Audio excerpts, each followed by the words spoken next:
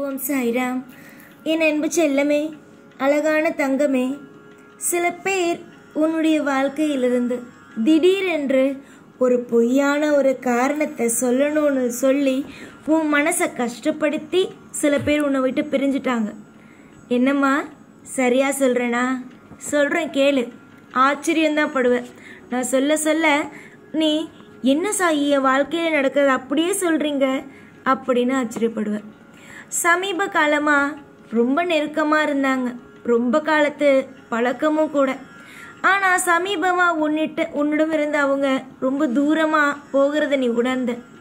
உனக்கு ஏதோ ஒரு விஷயம் தப்பாக நடக்குதோ அப்படின்னு ஒரு எண்ணமும் வந்துச்சு.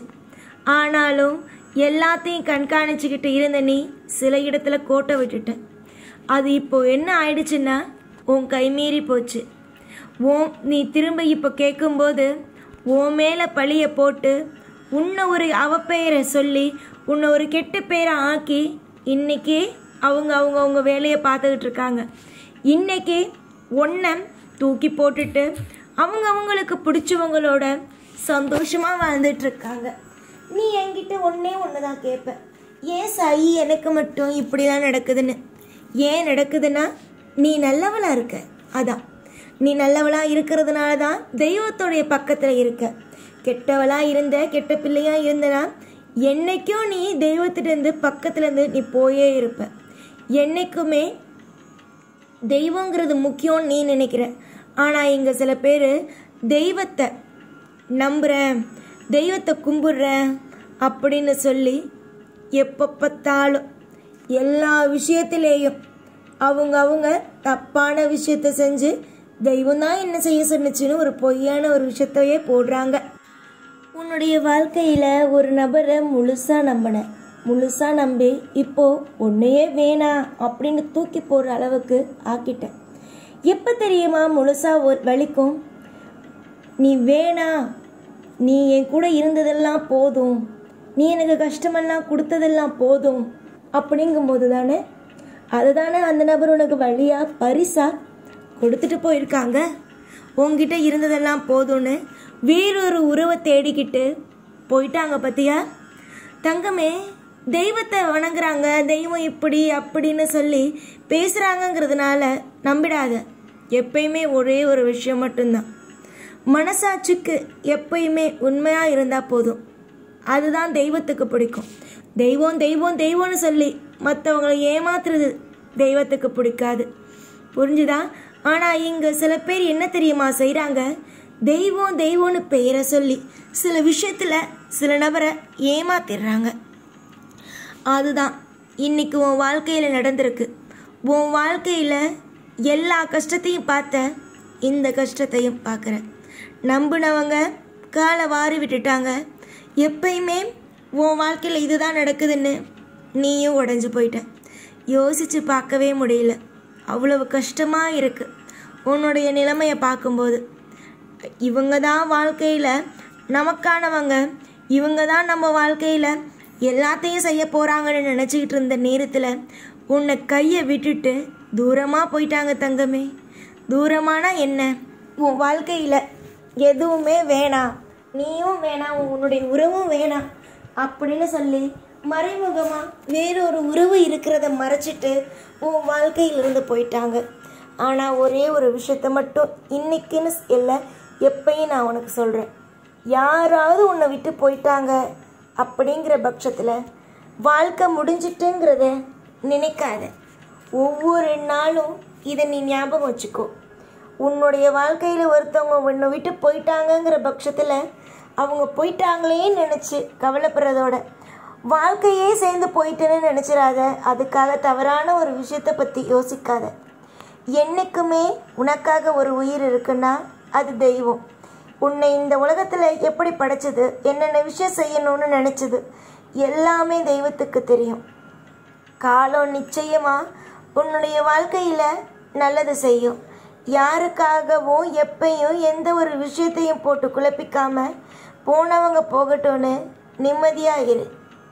கொஞ்ச காலத்துக்கு கஷ்டமாக இருக்கும், ஆனால் உன்னை விட்டுட்டு போனவங்களே கவலைப்படாதப்ப ஒரு உண்மையான அன்பு கொடுத்து வாழ்க்கையில் நிம்மதியாக இருப்போன்னு நினச்சி நீ வாழலாம், சந்தோஷமாக இருக்கலாம் அப்படின்னு நினச்சி உன்னை விட்டுட்டு போனவங்களை நீ ஏன் நினச்சி பார்க்கணும் சொல்லு? நினச்சி பார்த்ததெல்லாம் போதும். மற்றவங்களுக்காக வாழ்க்கையை நீ இழந்ததெல்லாம் போதும். இனிமே உனக்காக நீ வாழ்ந்து வா. உன்னை மற்றவங்களுக்காக வாழ்ந்துவான்னு சொல்லவே மாட்டேன், உனக்காக வாழ்ந்து வா. இது வரைக்கும் நிறைய இடத்துல தோற்று போயிட்ட, நிறைய பேர்கிட்ட அவமானங்களை சந்திச்சிட்ட, நிறைய பேர் உன்னை ஏமாத்திட்டாங்க. இனிமே உன் வாழ்க்கையில் நீ பார்க்க போகிற விஷயங்கள்லாம் யாரையும் நீ நம்பக்கூடாது. எல்லா விஷயமும் தெளிவாக இருக்கணும். இதுதான் நீ செய்ய வேண்டிய விஷயம். தோற்று போயிட்டோமேன்னு நினச்சி கவலைப்படுறத விட நம்ம ஜெயிக்க போகிறோம். நம்ம வாழ்க்கையில் எல்லாமே கிடைக்க போகுது. யாரெல்லாம் நம்மளுடைய வாழ்க்கையில் நம்மளை குளிப்பறிக்கணும், வாழ்க்கையில் வீணாடிக்கணும் அப்படின்னு சொல்லிட்டு விட்டுட்டு போயிருக்காங்கல்ல, அவங்களுக்கெல்லாம் முன் உதாரணமாக வாழ்ந்து காட்டணும் அப்படின்னு நினச்சி சந்தோஷமாக இரு. ஏன்னா இங்கே எப்பயுமே எல்லாரும் ஒரே மாதிரி இருக்கிறது கிடையாது. அவங்க இஷ்டத்துக்கு இருக்காங்க. எப்பயுமே ஒரு நபருக்கு எப்பயும் எந்த நிமிஷமும் நம்பிக்கை துரோகம் செய்யக்கூடாது. பாசத்தை காட்டுறவங்களுக்கு என்றைக்கும் கஷ்டங்கிறத கொடுக்கக்கூடாது. அப்படி கொடுக்குற யாராக இருந்தாலும் தெய்வம் நிச்சயமாக ஏற்றுக்காது. அவங்கவுங்க நினைக்கலாம் தெய்வம் ஏற்றுக்கோன்னு, கண்டிப்பாக கிடையாது. உன்னால் முயற்சி செஞ்சுட்டேன், அந்த உறவை தக்க வச்சுக்கிறதுக்காக எல்லா முயற்சியும் செஞ்சுட்டேன், கெஞ்சிட்டேன், என்னென்னமோ பேசி பார்த்துட்டேன். ஆனால் அந்த உறவு ஒன்று வேணான்னு சொல்லி தூக்கி போட்டுட்டு போனது மட்டும்தான் மிச்சம். நீ அழுது மட்டும்தான் மிச்சம். எல்லாருக்கும் முன்னாடியும் தலை குனிஞ்சு நின்னது மட்டும்தான் மிச்சம். எந்த உறவு உன்னை வேணான்ட்டு போகுதோ அந்த உறவு நிச்சயமாக ஒரு நாள் உன் காலடியில் வந்து கிடைக்கும். அதை மன்னிக்கிறதும் இல்லை திரும்ப ஏற்றுக்கிறதும் ஏற்றுக்காமல் போகிறதும் உன்னுடைய வாழ்க்கையில் நீ பார்க்குற விஷயத்தை பொறுத்தும் உன்னை நீ என்ன யோசிக்கிறதுங்கிறத பொறுத்து மட்டும்தான். அதனால் எப்பயும் ஒன்று தெரிஞ்சுக்கோ, வாழ்க்கை அப்படிங்கிறது சாதாரணமானது இல்லை. எப்பயும் ஒன்று தான். என்ன தெரியுமா? ஒரு நபர் உன்னை ஏமாத்துறான் அப்படின்னா அந்த நபரை சேர்த்துக்கிறதும் சேர்த்துக்காமல் இருக்கிறதும் உன் கையில் தான் இருக்குது. உன்னை விட்டுட்டு வேறொரு உறவுக்குள்ளே போயிட்டாங்கும்போது அவங்க திரும்பி வந்தாலும் அதை சேர்த்துக்காமல் இருக்கிறது மட்டும்தான் நல்லது. எல்லாத்தையும் உனக்கு புரியும்னு நினைக்கிறேன். துரோகம் செய்கிறவங்களை என்றைக்கும் மன்னிக்காத. காலம் முழுக்க அவங்க உன்னை தண்டிக்கிறாங்கல்ல, நீ அவங்கள்ட்ட பேசாமல் இரு, அதுவே போதும். என்றைக்கும் எல்லா நாளும் உனக்காக நான் இருப்பேன், கவலை வேண்டாம், சந்தோஷமாக இரு. துரோகிங்க என்றைக்கும் நல்லதாக வாழ்ந்ததா சரித்திரம் இல்லை. துரோகம் செஞ்சவங்க என்றைக்கும் நல்லா வாழ மாட்டாங்க. சந்தோஷமாக நீ இரு, உன் வாழ்க்கை மாறும்.